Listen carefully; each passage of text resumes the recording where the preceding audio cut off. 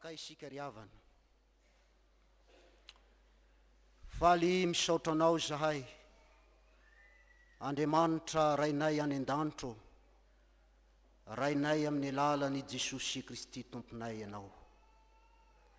Saotra anao izahay fa ny fitiavanao maharitra mandrakizay, arak'izay anambaranao azy eo amin'ny teninao, fa fitiavana mandrakizay no hitiavanao nay, ary zany no ampaharetanao ny famondramponao aminay. Ampianaro izahay zanakao Andriamanitra, mba hiaina sy handeha koa amin'izany fitiavana izany, ary izany no hampihariharianay mandrakariva ny maha-olonao anay, eo amin'ny fiombonanay, eo amin'ny fiarahamoninay, ka tonga anay ho epistily velona tarafin'ny olona, eo amin'ny manodidina anay sy ny sehatra rehetra zay fanametrahanao anay. Jesosy Kristy tomponay eo, misaotra anao izahay, no ity fotoana ity koa zay andrenesanay ny hafatra avy aminao. Fanay masina no anokatra ny fonay tsirairay, mba hiasan'ny teninao ao anatinay, ka ho olo ny famelan-keloka, ho olo ny fifamelan-keloka izahay, noho ny fitiavana zay efa noraisinay taminao, tamin'ny alalan'ny hazo fijaliana. De mitenena aminay araka ny fombanao, fa voninkaino izahay, ry Tompo Andriamanitra eo. Misaotra Jesosy. Amen.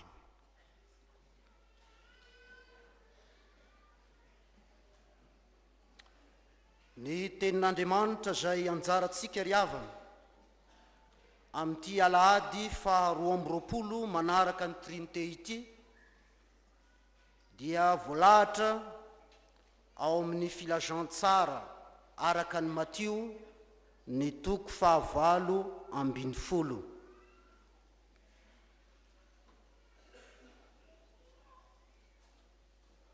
Matio ny toko 9:20, raitsika eo amin'ny andininy 5:20 ka mahatratra ny andininy 2:20. Matio ny toko 9:20, ny andininy 5:20, mahatratra ny andininy 2:20. Dia toy izao ny fivaky teny amin'ny anaran'i Jesosy Kristy Tompontsika. Ary raha manota aminao ny rahalainao, dia mankanesa any aminy, ka rehefa mitokana ianareo roalahy, dia asehoy azy ny fahadisoany. Raha mihaino anao izy, de efa azonao ny rahalainao, fa raha tsy mihaino anao kosa izy, dia ento miaraka aminao ny olona iray na roa, mba ho vaorona mafy avokoa ny teny rehetra amin'ny teny ny vavolombelona 2 na 3. Ary raha tsy mihaino ireo izy, dia ambarao amin'ny fiangonana, ary raha tsy mety mihaino ny fiangonana koa izy, dia aoka hataonao ho tahaka ny jentilisa sy ny mpamory hetra izy. Lazaiko aminareo marina tokoa, na inona fehezinareo ty ambony tany, de ho fehezina any an-danitra, ary na inona vahanareo ety ambony tany, de ho vahana any an-danitra. Ary lazaiko aminareo koa, raha misy roa mifanaiky ety ambony tany na amin'inona ka hangataka izany, de ho azo ny avy amin'ny raiko zay any an-danitra izany. Fa na aiza no iangonandrona telo amin'ny anarako, dia ao fovoany aho. De nanantona Petera, ka nanao taminy hoe, Tompoko, impiry moa no anontany rahalaiko amiko, ka avelako izy hatramin'ny 7 va? Fa hoy Jesosy taminy, tsy lazaiko aminao hoe hatramin'ny 7, fa hatramin'ny 7:70. Ray masino, manamasinanay amin'ny fahamarinana, ny teninao no fahamarinana. Amen.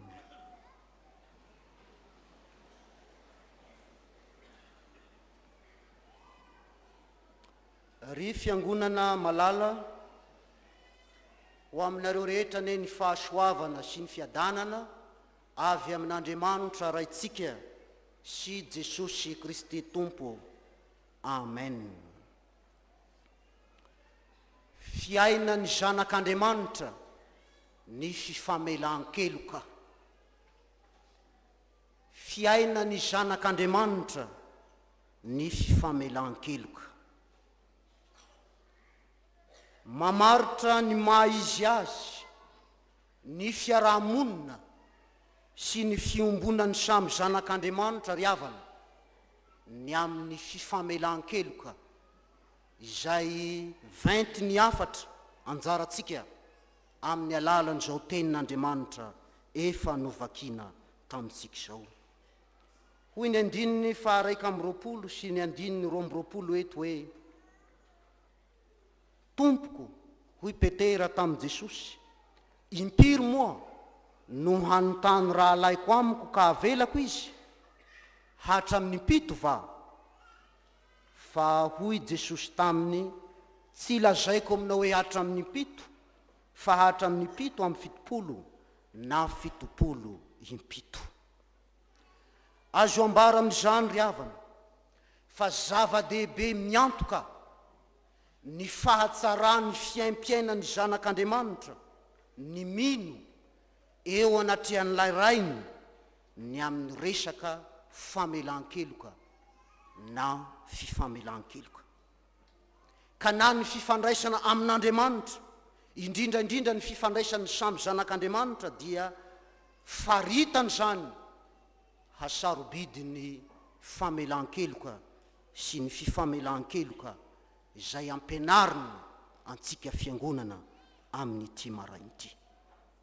Ary zany mahasarobidy ny famelan-keloka na ny fifamelan-keloka izany no nanosika an Jesosy eto amin'ity perikopa anjaratsika ity, hidinidinika manokana amin'ireo mpianany, hampianatra ireo mpianany ny amin'izany, ary dia atolony ho atsika izay vory eto koa izany amin'ity marain'ity, mba ho tena olo ny fifamelan-keloka isika amin'ny maha zanak'Andriamanitra antsika. Ny fifamelan-keloka dia mifototra amin'ny fifamelan-keloka izay efa voarainy mino. Tsy azo dinganina fa ny famelan-keloka izay natolotr'Andriamanitra ho an'ny mpanota tamin'ny alalan'i Kristy no loharano hipoirany ity fifamelan-keloka izay asainy Jesosy hiaina ny samy zanak'Andriamanitra ity. Io ny voalaza tamin'ny vavaka kolekta teto amin'ny alitara: misaotra anao amin'ny fonay tokoa izahay Andriamanitra, fa efa nesoronao taminay ny helokao ka nafindranao eo amin'ny zanakao malalanao Jesosy Kristy. Ny olona tena voavela heloka ry havana dia izay efa maty noho ny ota teo amin'ny batisa, fa velona araka an'Andriamanitra kosa noho ny fiombonany tamin'ny fahafatesany Kristy sy ny fitsanganany teo tamin'ny maty. Izany ny olona navela heloka, nandray ny vokatsoan'ny batisa ka vita fihavanana amin'Andriamanitra. Raha milaza izany Petera amin'ny epistiliny dia hoy izy: fa fantatrareo fa tsy zavatra mety ho simba tahaka ny volafotsy na ny volamena no nanavotana nareo tamin'ny fitondran-tena adala, fa ny rahasoan'i Kristy izay toy ny rano zanak'ondry, tsy misy kilema ary tsy misy pentipentina. Eto amin'izao tenin'Andriamanitra anjaratsika izao ry havana dia sahiran-tsaina Petera. Inona no nanahiran-tsaina azy? Nanahiran-tsaina azy dia ny amin'ity famelan-keloka fifamelan-keloka ity, ka nahatonga azy nametraka le fanontaniana iteo hoe: hatramin'ny impiry no hanontany rahalaiko amiko ka havelako izy? Toe-tsaina te hametra ny hahazoana hamela heloka na mamela heloka amin'ny hafa.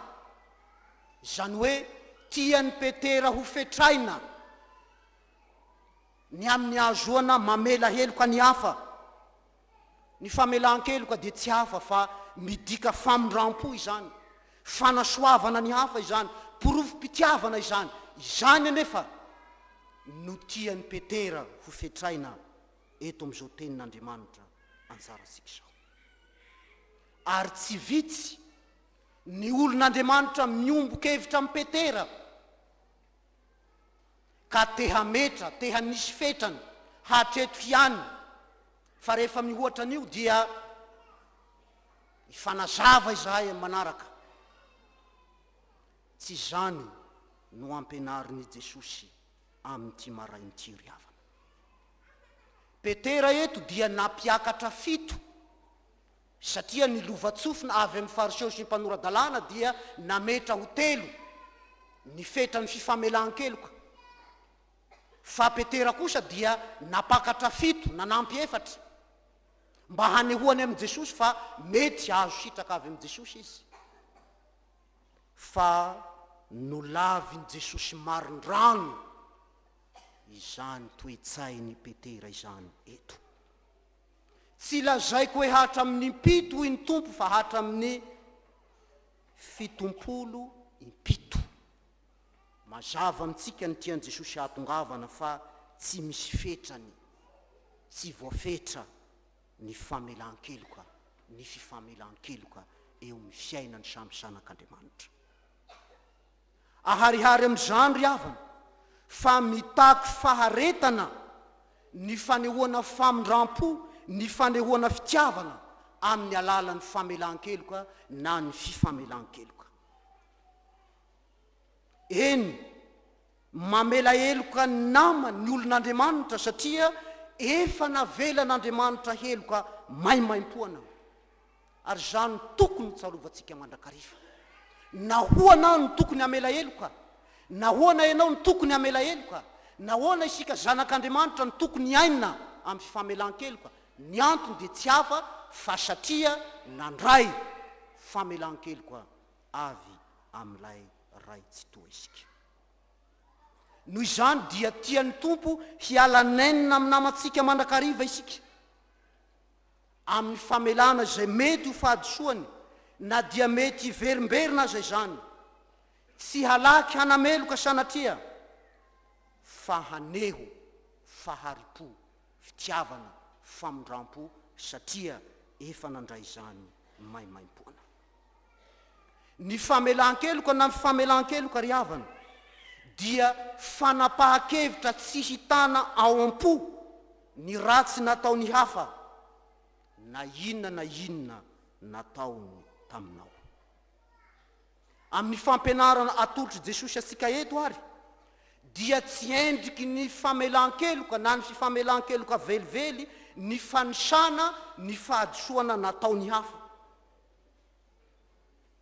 Fa rehefa mitanisa dia midika fa mitahiry izany ao am-po sy eo amin'ny fiainana ka tsy sitrak'Andriamanitra. Ny fanontaniana mipetraka mila saintsaintsika dia ny hoe, ho toy izao ve isika? Ho toy izao ve izaho sy ianao raha toa ka nofetrain'Andriamanitra tahaka ny toe-tsain'i Petera eto sy ny toe-tsaina matetika ananantsika koa, ny famelany ny helontsika? Ho toy izao ve isika?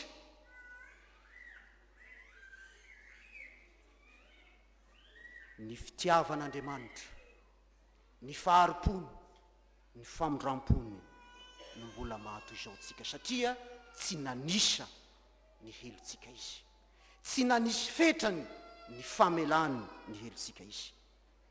Fa fitiavana mandrakizay no tiavako anareo ny tompo, fitiavana mandrakizay, ary zany no ampaharetako ny famindram-poko aminareo. Ho anao zay niharan'izany famindrampon'Andriamanitra izany no itenenany Jesosy koa hoe, aoka ho mpamindra fo ianareo tahaka ny rainareo zay mpamindra fo. Mila atsarovantsika mandrakariva ry havana fa ny fahatsapahan'ny tsirairay ny lanja ny famelan-keloka voarainy no manosika azy hamela heloka ny hafa. Ny fahatsapanao ny lanjany famelan-keloka voarainao maimaim-poana tamin'Andriamanitra no manosika antsika hiaina amin'ny fifamelan-keloka. Raha lazaina amin'ny fomba hafa dia izao, manakana ny famelan-keloka avy amin'Andriamanitra tsy hikoriana ao anatsika raha toa ka tsy maneho famondram-po sy famelan-keloka amin'ny hafa itsika. Nefa dia sahy mitonina ihany ny ataka fahadimy hoe mamela ny helokay tahaka ny namelanay izay meloka taminay. Izao no lazain'i Jesosy ao amin'ny Matio 9 ny andininy 4:40 sy ny andininy 5:10. Matio 9 ny andininy 4:40 sy ny andininy 5:10, manao hoe amin'ny anaran'i Jesosy: fa raha mamela ny fahadisoan'ny olona ianareo, dia mba hamela ny anareo kosa ny rainareo zay any an-danitra. Fa raha tsy mamela ny fahadisoan'ny olona ianareo, dia tsy hamela ny fahadisoanareo ny rainareo. Zava-dehibe arak'izany ry havana ny fahatsapahtsika fa voavela eloka isika ka saina koa hiaina amin'izany. Zavatra fahita sy iainana eo amin'ny andavanandrom-piainantsika eo anivon'ny fiarahamonina, ny fifandraisany samy olon'Andriamanitra, na tiatsika na tsy tiatsika, ny tsy fankahazoana ndraindray, ny tsy fankatiavana ndraindray, no ny antony maro samihafa.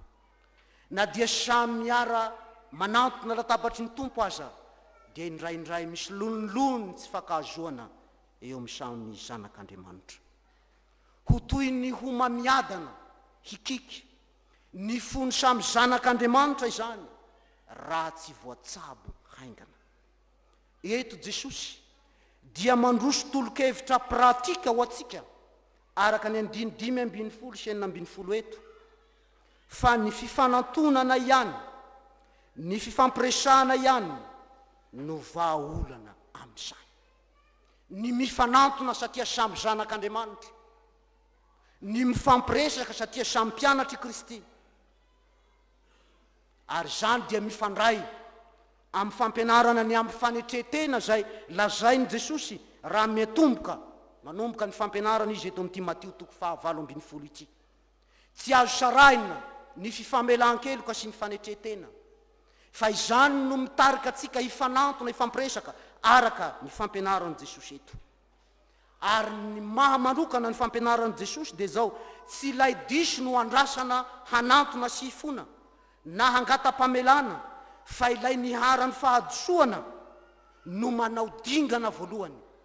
Ary eo no sarotra amintsika no ny hambo-po, no ny tsy fahaizan'ny kristianina maro miaina amin'ny fanetretena, dia sarotra ny manao dingana voalohany. Na ao amin'ny fiainan'ny mpivady eo tokantrano ao, rehefa misy ny adiady madinika dia mifampiandry eo, izy no manao dingana voalohany, zavesa izy.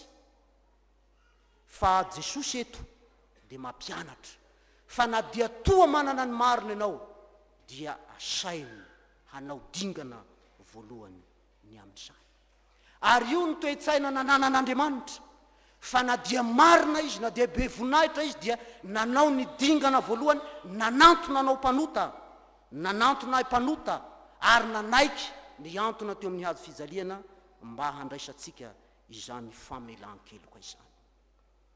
Ry hava malala isany eo amin'ny tompo, hafatra sarobidy no atolotra atsika amin'ity maraina ity. Sarobidy fa tena fiainantsika zanak'Andriamanitra tokoa, tena fiainantsika mpianatry Kristy tokoa ny fifamelan-keloka, satria efa nandray izany sika, efa navelan'Andriamanitra heloka isika.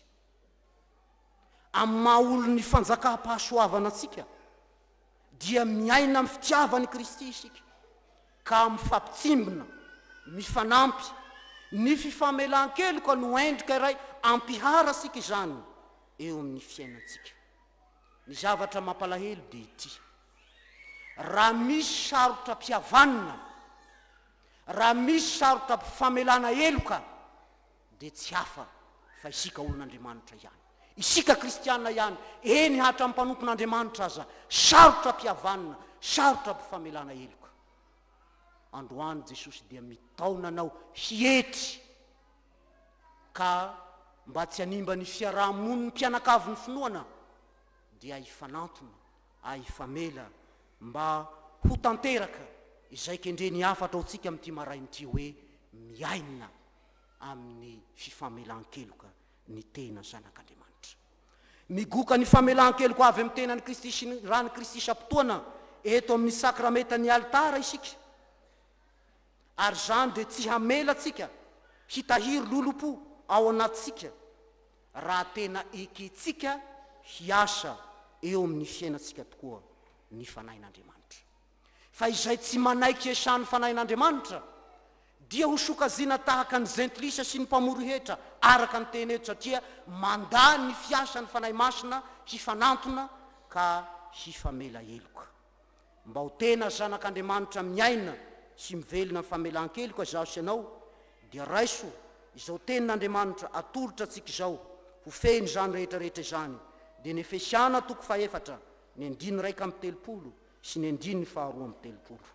Efesiana 4:4, ny 9:30 sy ny 9:2:30, manao hoe amin'ny anaran'i Jesosy: esory aminareo ny folentoka rehetra sy ny fahavinirana sy ny fahatezerana sy ny fitabatabana sy ny fitenenan-dratsy ary ny lolopo rehetra, ary aoka samy mihalemy fanahy amin'ny namany avy ianareo, ka mifampiantra sy mifamela heloka tahaka ny namelan'Andriamanitra ny heloka reo ao amin'ny Kristy. Dia ho tahinana izany teny zany ka ny fanahy masina hiasa mahery antsika isanandro, azo antsika mamantatra ny hery ny hazo fijaliana namelan'Andriamanitra ny helontsika, ka hiainantsika koa amin'izany amin'ny fiainantsika rehetra. Fa izany no antoka rahatrizay handovatsika ny mandrakizay ao amin'Andriamanitra. Dia voninahitra ao an'Andriamanitra zay fa azy hatramin'ny taloha indrindra haharitra mandrakizay. Raiso ny fitahiana. Ny fahasoavan'i Jesosy Kristy Tompo sy ny fitiavan'Andriamanitra ray ary ny firaisana ny fanahy masina ho aminareo rehetrany. Amen.